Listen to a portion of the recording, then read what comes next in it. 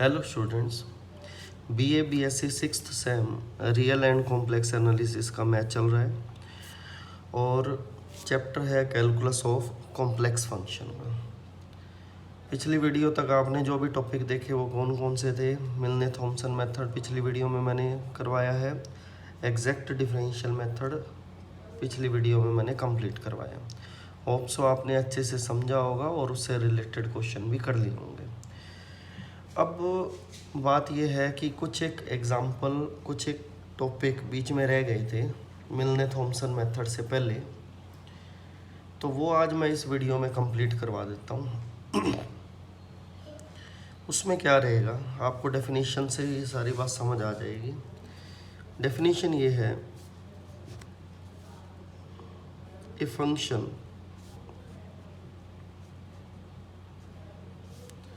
W equal to fz ceases to be analytic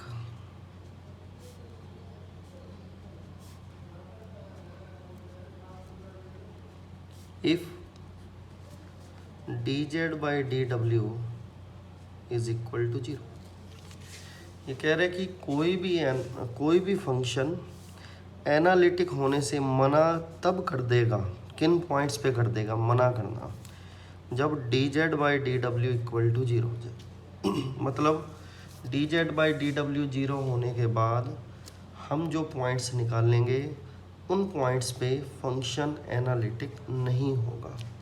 मतलब अगर किसी भी फंक्शन को ये चेक करना हो कि किन पॉइंट्स पे वो एनालिटिक नहीं है, तो हम इस डेफिनेशन को यूज़ करेंगे।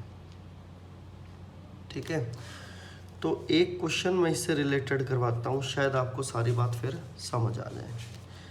जैसे क्वेश्चन ये है, साइन हाइपरबोलिक W, या ये क्वेश्चन ऐसा भी आया हुआ है, साइन हाइपरबोलिक W की जगह क्या रख सकते हैं, U प्लस आइटा भी।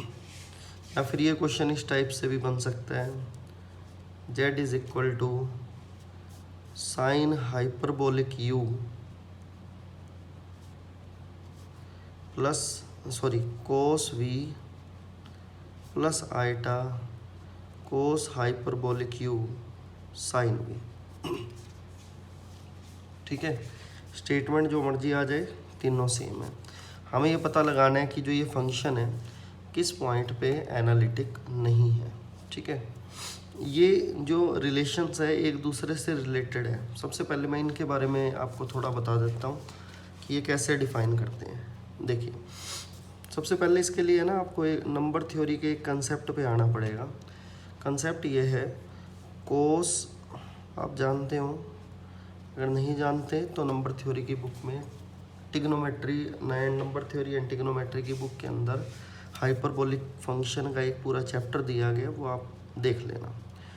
Equal to cos hyperbolic x होता है और साइन आइटा ऑफ एक्स किसके इक्वल होता है, आइटा साइन हाइपरबोलिक एक्स के। या फिर इसको मैं लिख सकता हूँ, sine hyperbolic x equal to 1 by iota sine of iota x, ऐसा भी लिख सकते हैं। ठीक है, तो x की जगह अब मैं ये रखने लगा हूँ u प्लस आइटा v। देखिए क्या बनता है, sine hyperbolic u plus iota v किसके इक्वल हो गया, 1 by iota sine iota x की जगह मैंने क्या रखा था, u प्लस आइटा v, इस तरीके से। ठीक है, समझ गए होंगे आप। तो आइटा से मल्टीप्लाई, यहाँ तो रैशनलाइजेशन कर रहा हूँ, मल्टीप्लाई और डिवाइड कर रहा हूँ, तो नीचे तो आइटा स्केयर बन जाएगा, ऊपर आइटा आ जाएगा, और आइटा स्केयर -1 होता है, तो ओवरऑल माइनस आइटा रहेगा। ठीक है, sine iota u iota square -1, clear. हाँ जी, अब इस पे फार्मूला लगा देते हैं। क्या आएगा, आपने फार्मूला पढ़ा है साइन ए कोस बी टाइप का, साइन ए कोस बी माइनस कोस ए साइन बी। इसको ब्रैकेट में रख लेते हैं। ठीक है, हाँ जी, इसके बाद अब क्या करें, इसके बाद ये देखिए, अगर मैं इन फार्मूलाज का यूज़ करूँ, इनको ध्यान से समझो, इन फार्मूलाज का यूज़ करने का किस तरीके से इसको यूज़ कर सकते हैं। Sine iota x, iota sine hyperbolic x है, मतलब साइन आइटा यू को मैं क्या लिख सकता हूँ, आइटा साइन हाइपरबोलिक यू लिख सकते हैं, ठीक है। सिमिलर वे में ये कोस वी रहेगा एज इट इज़, और कोस आइटा यू क्या है, कोस आइटा एक्स को कोस हाइपरबोलिक एक्स लिख सकते हैं, तो इस हिसाब से ये क्या हो जाएगा, कोस हाइपरबोलिक एक्स, सॉरी एक्स की जगह यू था, ठीक है, साइन वी, ये आ गया। अब आइटा से मल्टीप्लाई करें तो वैल्यू क्या है, आइटा स्केयर -1 और माइनस बाहर है तो प्लस हो गया, sine hyperbolic u cos v, iota से अंदर फिर मल्टीप्लाई किया तो वैल्यू क्या हो जाएगी, प्लस माइनस आइटा से मल्टीप्लाई किया, ठीक है, cos hyperbolic u sine v. तो ऑब्वियस ही बात है, ये sine hyperbolic u plus iota v के इक्वल आ गया, ठीक है। तो यही स्टेटमेंट थी हमारे पास और यही स्टेटमेंट इसके इक्वल थी, क्लियर। तो इसको हम ऐसा भी लिख सकते हैं इस टाइप से। तो हम अब इसको लेकर चल रहा हूँ, ठीक है। अगर ये गिवन होता तो इससे ये बना लेते हैं। तो क्वेश्चन में z is equal to sine hyperbolic u plus iota v है, और u प्लस आइटा वी को हम क्या लिख सकते हैं, w। यहाँ से अगर w की वैल्यू निकालें तो क्या हो जाएगा, साइन हाइपरबोलिक इनवर्स z, ये उधर चला जाएगा, ठीक है। हाँ जी, अब इसका डेरिवेटिव करो, dw/dz। साइन हाइपरबोलिक w का डेरिवेटिव क्या होता है,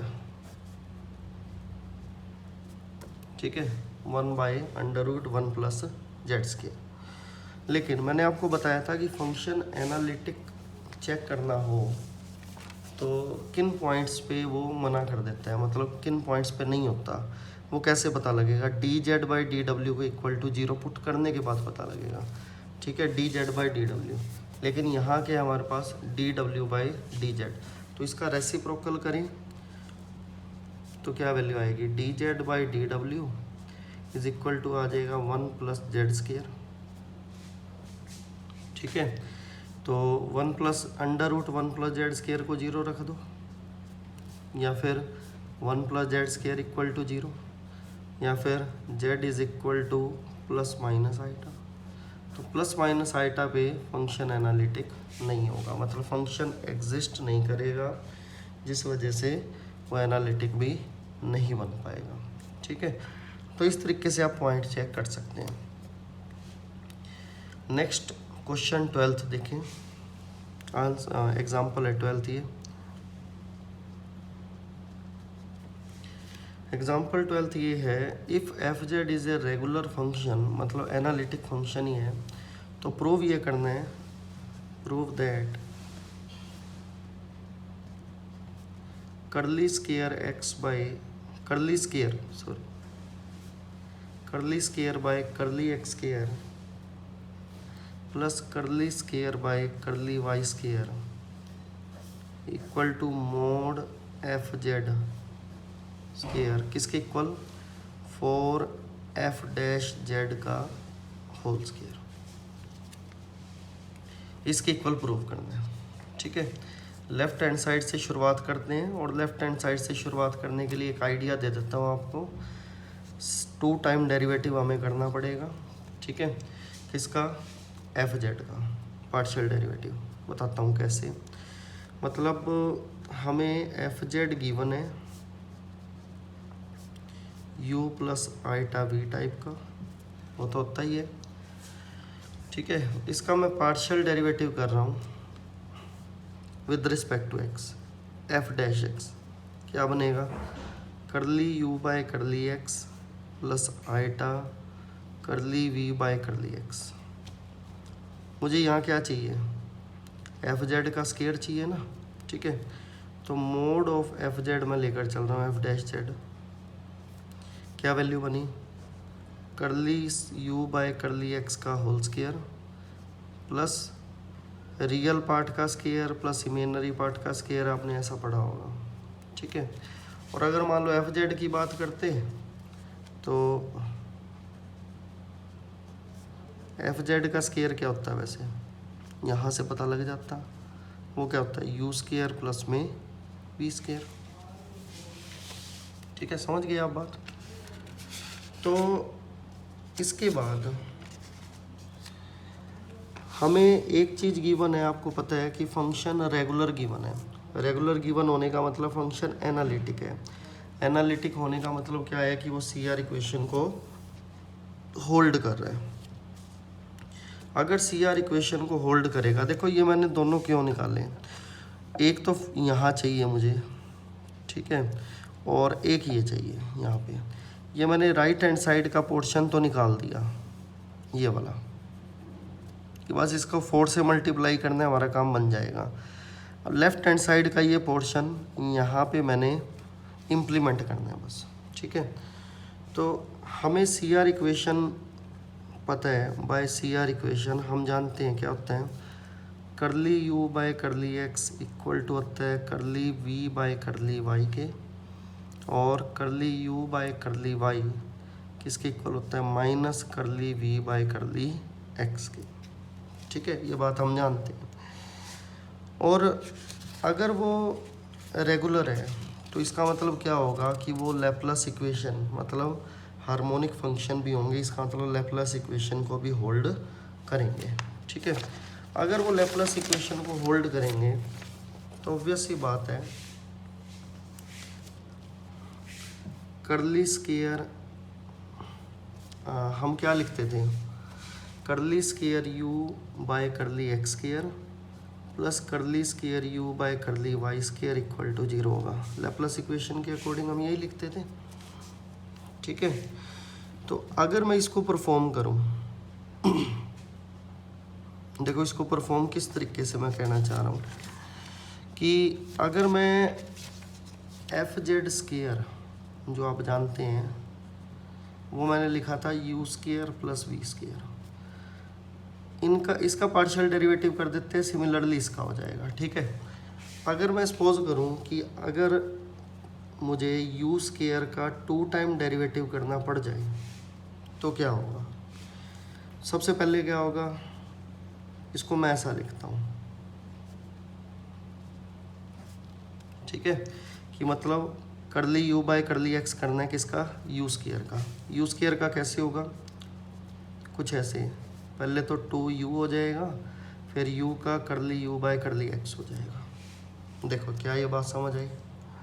सिमिलर वे में partial derivative with respect to x again करो, 2 बाहर आ गया, इसको बाय पार्ट्स कर दो। बाय पार्ट्स कैसे होगा, u का करली यू बाय करली एक्स, एक ये पड़ा तो उसका हो गया स्क्वायर, प्लस फिर u as it is curly square u by curly x square.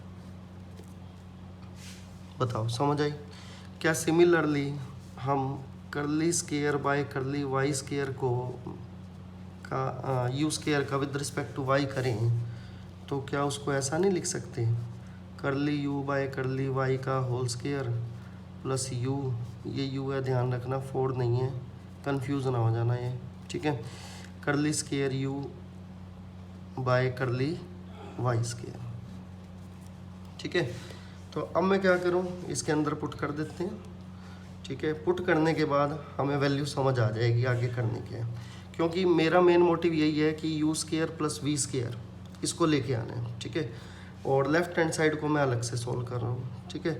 तो देखो इसको करना कैसे है, curly square by curly x square plus curly square by curly Y square U square, इन दोनों को मैंने ऐड कर दिया।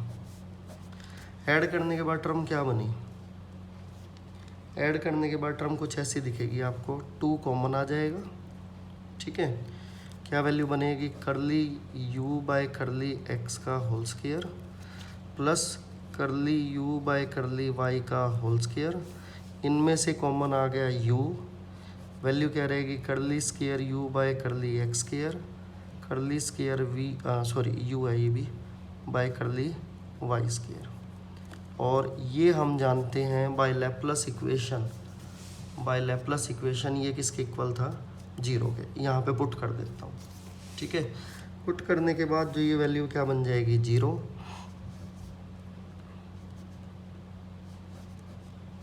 कुछ इस टाइप से ये पोर्शन 0 हो गया, ठीक है। तो ये रिमेनिंग पोर्शन रह गया हमारे पास। क्लियर सभी को। तो इसको मैं कैसे लिख सकता हूँ, curly u by curly x का whole square plus curly u by curly y का होल स्क्वायर। मैंने अभी आपको ये देखो f डैश जेड स्क्वायर की वैल्यू के बारे में बताया था, पर वो क्या था, curly u by curly x whole square plus curly v by curly x whole square. थोड़ी सी चेंजिंग मैं करूँगा, पता है क्या, CR इक्वेशन से। CR इक्वेशन से मैं क्या करने वाला हूँ, curly u by curly y की मैं ये वैल्यू पुट करने वाला हूँ, ठीक है। ध्यान से समझना कैसे, करली u बाय करली y की वैल्यू को मैं पुट कर रहा हूँ, क्या थी वो, minus curly v by curly x।